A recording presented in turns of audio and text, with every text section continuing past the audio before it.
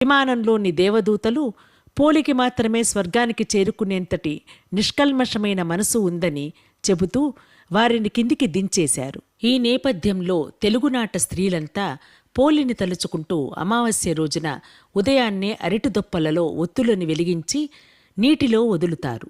ఇలా వదిలిన అరటి దీపాలను చూసుకుంటూ పోలిని తలుచుకుంటారు. కార్తీక మాసంలో ఏ రోజు దీపాన్ని వెలిగించలేకపోయినా కూడా ఈ రోజున 30 ఒత్తులను వెలిగించి నీటిలో వదిలితే మాసమంతా దీపారాధన చేసిన పుణ్యం వస్తుందని చెబుతారు. వీలైతే ఈ రోజున బ్రాహ్మణులకు దీపాన్ని కానీ స్వయంపాకాన్ని కానీ దానం చేస్తూ ఉంటారు.